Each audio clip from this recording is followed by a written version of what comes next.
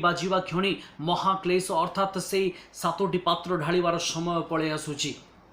किंतु जो माने ख्रीष्टों रक्त रे निजको धौत करिसेंती की प्रकार जेतबेले आमे देखु राहब को सही दुई जण गुप्तचर माने कहउचंती जे तुमे तुमर झरकारे सिंदूर रंगर डोरी बांधिबो ताहाले तुमे उद्धार पाइबो जेपरी मिस्र मध्यरे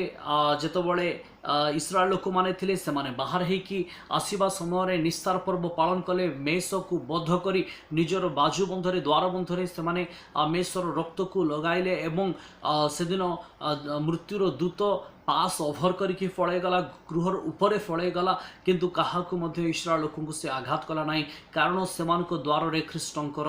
से मेषर रक्त थिला से प्रकार आज राहब को गृह रे कौन रही ना सिंदूर वर्णर डोरी रही जहाँ ख्रीष्टंक रक्त को बुझाऊँगी से प्रकार मंडली मध्य ख्रीष्टंक रक्त रहा दरकार जिते आम प्रकाशित वाक्य तार 7 तार 14 पद को आम देखू से स्थान में लिखा अच्छी गोटे प्रश्न उठुची एमाने किए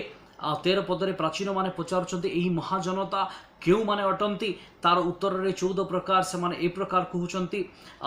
जोहन को सेतिरे से मते कहले एमाने महाक्लेशरु बाहरी आसीछंती ओ मेष शावकंक रक्त रे आपना आपना वस्त्र धोई शुक्ल वर्ण करियछंती जे माने मेष शावकंकर ख्रीष्टंकर रक्त रे निजको धोइछंती शुक्ल वर्ण करियछंती आ से माने आजी उद्धार मध्य रे अछंती ए लॉकडाउन परिस्थिति रे पृथ्वी जेतबेले आज लॉक अछि जीरी होपरी आज लॉक हेकी रहिछि केही बाहर को आसीबे नाही भीतर को जीवे नाही कारण सदाप्रभु खड्ग बाहर जगिछि आ सदाप्रभु खड्गर आतंक समस्ते निजको लुचि रखिछंती किंतु से भीतर गोटे परिवार अछि राहबर परिवार जे कि मंडली अटे आ मंडली ख्रीष्टंक रक्त रे निजको सुरक्षित करिछि आ जे प्रकार जीरिहो को धूलिसात करबा पूर्वरु आ राहबर परिवार को प्रभु उद्धार कले जिहोसंक द्वारा से प्रकार प्रभु मंडली को उद्धार करिवे एई क्लेशरु महाक्लेशरु सेति पय आमे ख्रीष्टंक रक्त रे निजको सजाड़ू जेपरी राहब एक वेश्या चरित्र थिले मध्य गोटे मिथ्यावादिनी थिले मध्य से निज जीवन को सजाड़िले परमेश्वर ठारे से विश्वास रखिले से प्रकार आज मंडली ख्रीष्ट ठारे विश्वास रखा दरकार प्रत्येक ख्रीष्ट विश्वासी भाई भौणी माने आज एकाठी हेबा दरकार आज संगठित हेबा दरकार गोटे ख्रीष्टंक रक्त रे निजको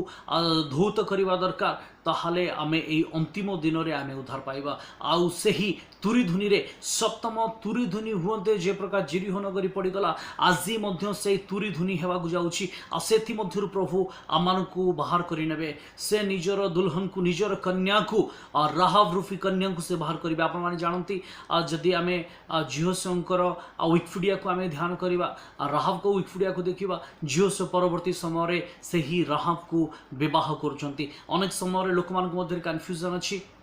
माथु पुस्तक 1 अध्याय वंशावली अनुसार जे राहब सोलोमन को विवाह कले किंतु से राहब भिन्न अटंती एवं जिरिहर राहब भिन्न अटंती एही राहब जिहोशु को विवाह करथिले एवं एहा काहा को बुझाए ना प्रभु यीशु मंडली को विवाह करिवे आ सेति पय से मंडली को उद्धार करिवे मंडली को क्लेश मध्यरु बाहर करि आनिबे किंतु जो माने मंडली मध्यरे अछंती से माने सुरक्षित अछंती जो माने मंडली ठू बाहर को जाइछंती से माने ख्रीष्टंक रक्त ठू निजको बाहर करि अछंती एनु आसु आमे ख्रीष्टंक रक्त रे निजको आमे संयुक्त करू ताहांक रक्त रे निज वस्त्र को आमे धौत करू एवं आमे शुक्ल वर्ण परिहित हेउ तेबे सदाप्रभु मेष शावकंक छामुरे आमे दंडामान हे परिबा प्रकाशित 7 तार 9 पद अनुसार आ जोहन देखुछंती जाउ देख सर्वजातीय